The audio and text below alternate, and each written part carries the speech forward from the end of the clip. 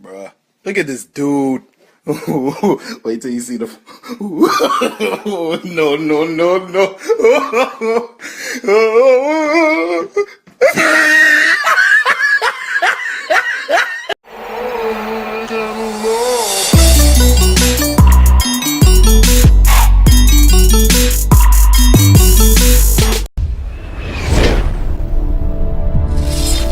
Hey, what's up guys, Verify here. I'm doing a little review on the Eagles and Rams game. Huge win for the Birds last night in Los Angeles. They turned it into a home game. There was definitely way more Eagles fans than Los Angeles fans there. Eagles were, I think, 6-point underdogs. They went in there, won 30-23, that's what it was. They were up 30-13. They scored 17 unanswered points in the third quarter. They almost blew it, but it's not a...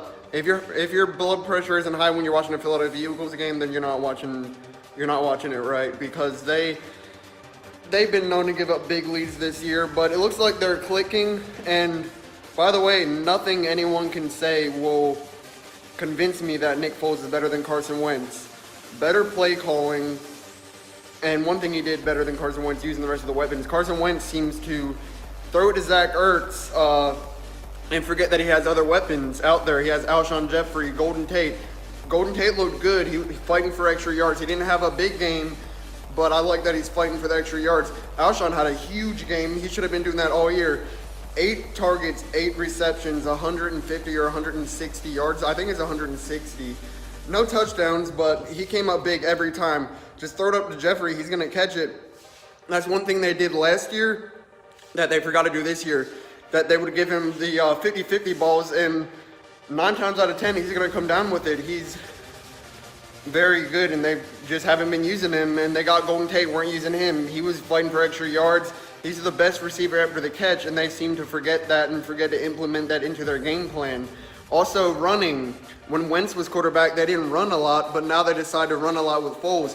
Don't get me wrong, I'm not mad that they won. It's just that people are trying to say, trade Wentz, bench Wentz, and make Foles starter. Foles is not better than Wentz. Just better game plan, better time. Is just like Jim Schwartz started like just trying anything with the defense because they figured they're gonna lose this game and there's nothing to lose. So they're like, okay, we'll do more blitz, we'll do more deep passes. They were playing for a playoff spot. Now they thought they were just, well, there's nothing to lose now. Let's just throw whatever we have at them and see what happens. If we lose 50-0, we lose 50-0, you know what I mean? But it ended up working out for them, and they finally, the cornerbacks, their second and third string cornerbacks, the only starter we have on the secondary right now is Malcolm Jenkins. I love Rasul Douglas, by the way. I'm just going to keep saying that. All year I've been saying start Rasul Douglas. I like him a lot. He might be my favorite. Well, I'm not going to say I like him more than Malcolm Jenkins, but I'll start him next year, I'd say. Especially at safety. Jalen Mills isn't a cornerback. Put him at safety. I like Rodney McLeod, but I might want to get rid of him and put Jalen Mills on safety. But huge win. They're not out of it yet. It's not looking too good for them still. They're half a game out of the wild card race behind the Minnesota Vikings. Of course, they lost to the Minnesota Vikings. They also blew that 17-0 lead to the Carolina Panthers. But Panthers definitely will lose at least one game, and that's all the Eagles need. Eagles have to win out. The Panthers versus the Saints, the Falcons, then the Saints again. They're definitely losing one of those, probably 2 of those. They could even lose all 3.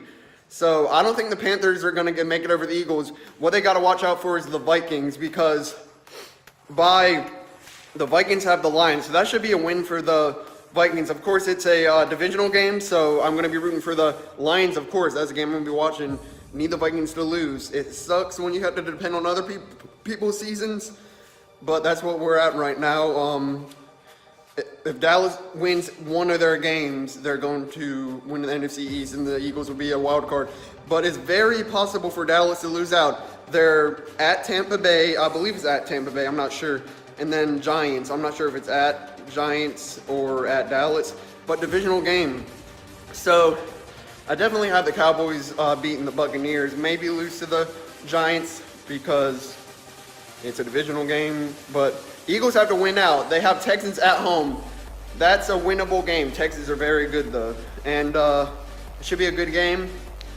Look out for J.J. Watt. And then the at Washington, that should be a win. That definitely should be a win. Doesn't mean it is. Also a divisional game. But the Eagles have to win out. Count on the Vikings to lose at least one of their games. If the Eagles win one, lose one, and Vikings win one, lose one, then the Vikings get the wild card spot. But if Vikings lose at least one game and the Eagles win out, that's how the Eagles get the wild card spot. I'm definitely counting on the Carolina Panthers to lose at least 2 out of the last 3. But that's about it, guys. Eagles are still in it. I'm surprised. Like, I didn't give them a chance. I'm going to be the first to admit I did not give them a chance against the Rams. Rams look too good. I wanted to give them a chance, but season has not looked good. It looks like they finally clicked, like the team that we're supposed to be this year. Hopefully it's not too late. Definitely looking forward to next year, but also we're not out of it yet. We can still get a wild card even when the NFC East. So it's been Airfly, guys. Fly Eagles fly, and enjoy the rest of your day. Up in a demon on guard, looking like I still do fraud.